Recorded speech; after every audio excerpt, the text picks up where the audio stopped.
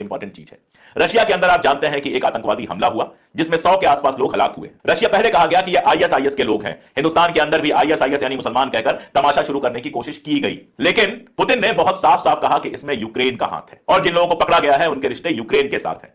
America ने तुरंत कहा कि नहीं, यूक्रेन का इसमें कोई रोल नहीं है। पुतिन ने सवाल पूछा, या फिर पुतिन के जो लोग हैं यूएन में, जो रिप्रेजेंटेटिव्स हैं, उन्होंने सवाल पूछा कि जब कोई जांच ही अभी तक नहीं कराया अमेरिका ने, तो उसको कैसे पता है कि यूक्रेन के लोगों ने हमला नहीं किया था या इसमें यूक्रेन का रोल नहीं है। और सिर्फ यूक्रेन का नाम नहीं लिया, मोसाद जो इजराइल की एजेंसी है, स्पाई एजेंसी है, उसका भी नाम आ रहा है कि इस हमले में मोसाद का भी रोल हो सकता है। रशिया के साथ पहले ही तनातनी का रिलेशन चल रहा था, रशिया फलस्तीन को खुला समर्थन दे ही रहा है।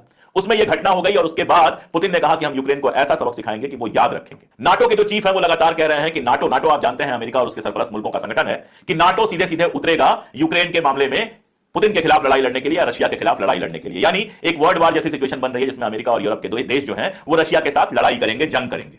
तो अब अगर वो जंग होगी तो उसमें हथियार भी खर्च होंगे, पैसे भी खर्च होंगे। एक साथ दो जगह जंग में असल में कोई हीरो है, कोई असली हीरो है जिसने हमेशा फलस्तीन का साथ दिया है, जिसने हमेशा फलस्तीन में मारे गए लोगों के फेवर में बोला है, तो वो है यूनाइटेड नेशंस के चीफ एंटोनियो गुटेरेस। मैंने भी बहुत लंबे समय से देखा है यूनाइटेड नेशंस को, बहुत लंबे समय से इंटरनेशनल न्यूज़ को फॉलो किया है, लेकिन एंटोनियो गुटेरेस जैसा शानदार यूनाइटेड नेशन चीफ मैंने आज तक नहीं देखा है। गुटेरेस साहब ऐसे यूनाइटेड नेशन के चीफ हैं जो खुद गए रफा में, वहां जाकर देखा और फोटो लगाई अपने खुद के सोशल मीडिया अकाउंट पे कि सैकड़ों ट्रक लगे हुए हैं जिनमें इमदाद के सामान है और इजराइल उनको फलस्तीनियों तक नहीं पहुंचने दे रहा है। रोजा रखा, मुसलमान नहीं है वो, एक दिन का रोजा रखा उन्होंने वहां के लोगों के समर्थन में कि फलस्तीनियों को जितनी तबाह बर्बादी झेलनी पड़ रही है, रमजान के दिनों में जिस तरह से भूखा रहना पड़ रहा है, भूख से मरना पड़ रहा है, वो सारी दुनिया तक वो खबर पहुंच सके, इसके लिए उन्होंने खुद रोजा रखा।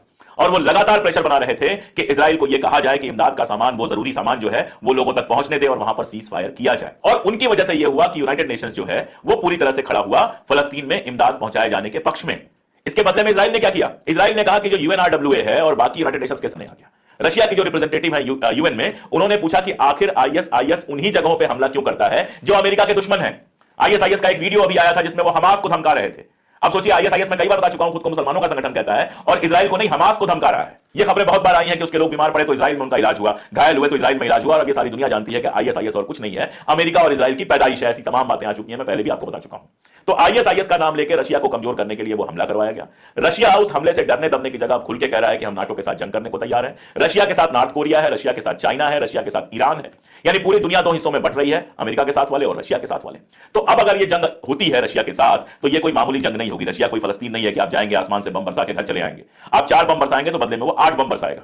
तो वहां की लड़ाई बहुत बड़ी होने वाली है और वहां की बड़ी लड़ाई के लिए जितने पैसे की, जितने हथियारों की और बाकी सबकी जरूरत है, उनको और इजराइल को दोनों को एक साथ सप्लाई करने की कंडीशन में नहीं है यूएसए। और साथ में यूएसए के अंदर और सारी दुनिया के भीतर इजराइल की जिस तरह से इमेज खराब हुई है, उसका असर न केवल वहां पर बल्कि ब्रिटेन और बाकी मुल्कों के इलेक्शंस पर भी पड़ने की पूरी संभावना है। मैं आपको कई बार बता चुका हूं। तो अपना चेहरा छुपाने के लिए, अपना बदनुमा चेहरा छुपाने के लिए यह सीज फायर की बात की जा रही है। हमास ने इसको वेलकम किया है, लेकिन यह कहा है कि जो टॉक चल रही है, जो बातचीत चल रही है, वो तभी किसी सिरे पर पहुंचेगी जब परमानेंट सीज फायर की बात होगी, जब गजा में से इजराइल अपनी पूरी सेना हटा लेगा। अब बातचीत चल रही है, बातचीत कहां तक पहुंचती है ये देखने वाली बात होगी। फिलहाल तो सीज फायर हुआ है और असली सवाल यह है कि क्या सीज फायर के बाद इजराइल जंग रोक